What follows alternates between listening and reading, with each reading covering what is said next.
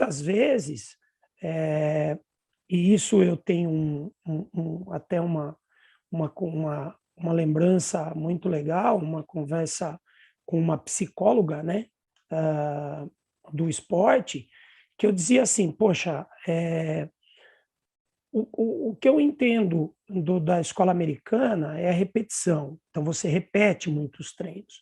Das escolas, por exemplo, a espanhola é um trabalho mais cognitivo, é um jogo para pensar os treinamentos. Aqui no Brasil é difícil, porque se a gente dá um treino com muita repetição, o treino fica chato.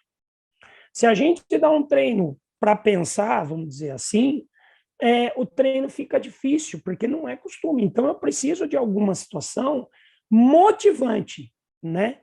E foi aí que a gente procurou desenvolver, através dessas duas linhas aí de pesquisa, né? Tanto o Teaching Games quanto o CLA, uma forma de trabalhar esse ensino pelo jogo, né? Então, a gente ensinar o basquete, ensinar pelo jogo. E aí, dentro desse entendimento do jogo, a gente tem o desenvolvimento dos fundamentos que a gente tanto quer. Afinal de contas, a gente sabe, por exemplo, né, e eu não me faço de rogado quanto a isso, porque eu fui um desses, né? Uh, por exemplo, a gente, dentro de um treino, eu vou utilizar o cone, né? Para mudança de direção, para trabalho de mudanças, mas aí um jogador, inclusive de seleção brasileira, hoje, masculina, me fez uma pergunta, né? Pô, mas no jogo, o seu cone tem braços e pernas, como é que você vai? Inclusive, hoje ele é jogador do basquete espanhol. E ele me fez essa pergunta, né? E aí foi aonde eu pensei, peraí, então ao invés de cone, será que eu não posso ficar na frente da pessoa que vai fazer um corte, uma saída, e a partir do momento que eu disser um exemplo aí, um número ímpar, ele sai para o lado esquerdo, um número par, ele sai para o lado direito, o número ímpar, ele tem que sair para o lado esquerdo fazendo tal fundamento, por baixo da perna, o número par, ele sai para o lado direito, passando por trás das costas, enfim. Então, tudo isso, todas essas situações, eles levaram a seguir esse caminho, né? Então, aqui algumas definições, né? O encarar o jogo como um contexto que oferece a possibilidade de aprendizagem a partir da integração de elementos sociais, culturais, físicos e emocionais. Os dois primeiros, eu penso, inclusive depois da citação do professor Roberto, tenho aqui uma lista, né, de questões aí dos life skills, das habilidades para a vida, que a gente pode desenvolver com todos esses jogos. Porque muitas vezes, aliás, quase todos os jogos que a gente procura desenvolver, aquela criança que tem menos habilidade, ela também consegue participar, né? Seja num passe, seja numa defesa, seja numa atividade paralela que está acontecendo durante o jogo, né?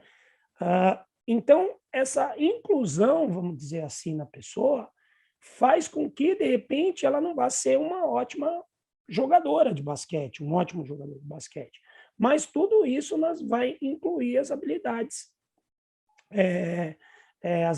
para a vida, aí, né? Os life skills aí que está tanto em moda ultimamente. E eu faço isso, eu digo que é uma das coisas que a gente procura trabalhar também aí no desenvolvimento das nossas atletas, no meu mundo aqui de feminino. E a parte física e principalmente emocionais, porque eu vejo o basquete um jogo muito, muito mental, né? Então, eu vi uma entrevista hoje de um jogador que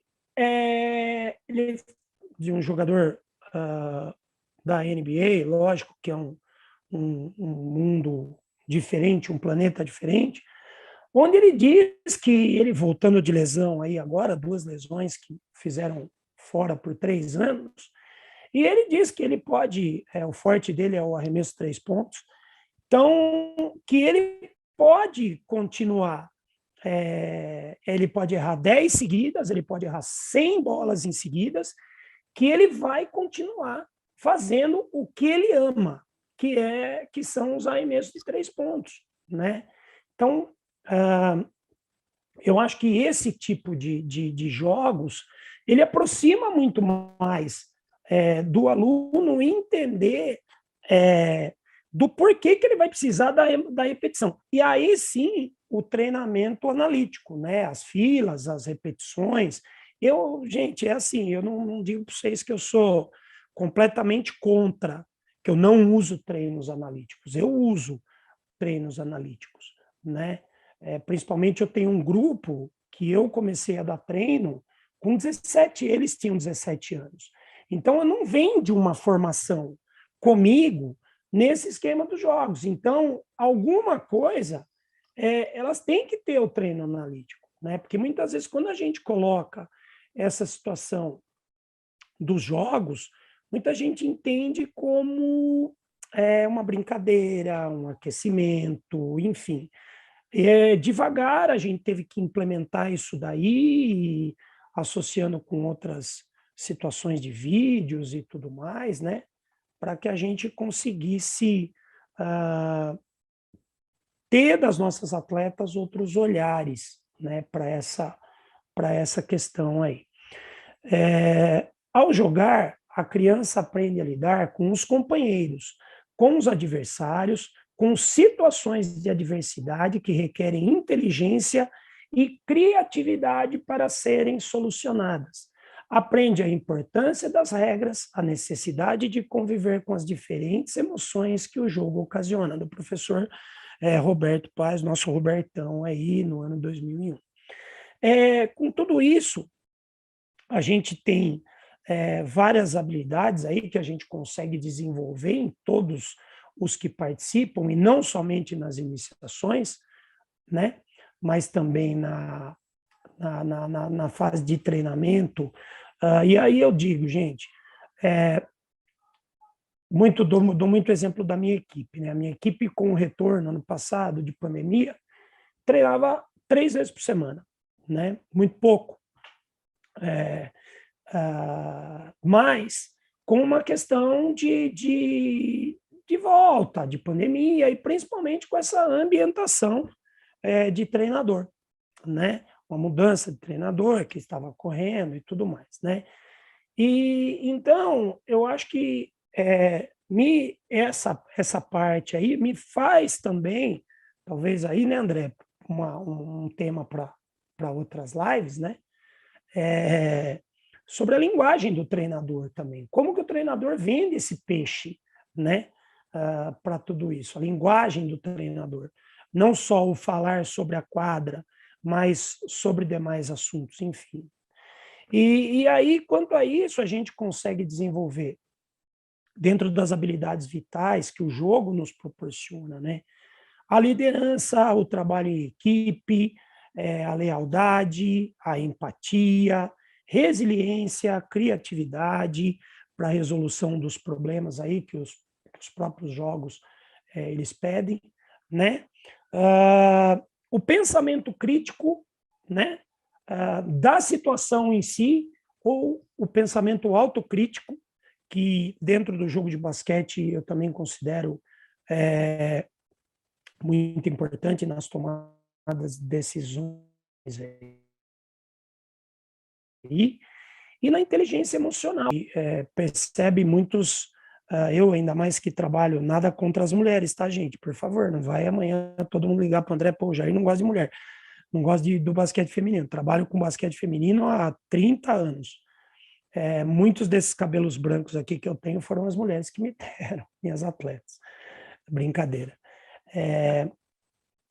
Mas o basquete em si é um jogo muito emocional, né? E como que a gente vários fatores, né? A torcida, Como que o atleta lida com tudo isso? Como eu disse, o universo feminino é muito diferente, mas a gente já viu muita menina segurando, vamos dizer assim, a parte emocional, com torcida, brigando, com várias coisas que os homens saem do prumo, vamos dizer assim, né? Então, a gente acha que, eu pelo menos penso nessa questão da inteligência emocional, esse tipo de jogos, do ensino dos fundamentos, ele, ele, ele pode trabalhar todas essas vertentes aí. De modo geral, antes de eu passar para a descrição, vamos dizer assim, analítica de cada fundamento aí, e falar um pouquinho sobre eles, eu procuro basear o meu ensino pelo jogo, não somente no jogo, mas aí, como eu disse, incluir dentro do fundamento dado no jogo, incluir o que eu acredito, né? Então, vou dar um exemplo para vocês, pegando a minha parceira aqui, né? Se eu acredito que no drible, por exemplo, eu tenho que usar o drible com os dedos, eu vou dar situações nesses jogos aí para que o atleta utilize dribles em velocidade, dribles parados, dribles para tomada de decisão, para justamente corrigir esse tipo de fundamento, né? De maneira, na iniciação, da forma que se dribla, tá? Como também nas idades um pouco mais competitivas, vamos dizer assim, 17, independente do nível que se joga, se é escolar, se é liga, se é associação, se é federação, né? Então, a gente procura adaptar, encaixar, e aí, a partir da inclusão desse fundamento, qualquer que seja ele, pelo essa inclusão do fundamento dentro do jogo, daí sim, num caso específico, utilizar de maneira analítica, você utilizar as filas, você utilizar, enfim, todas as outras questões aí.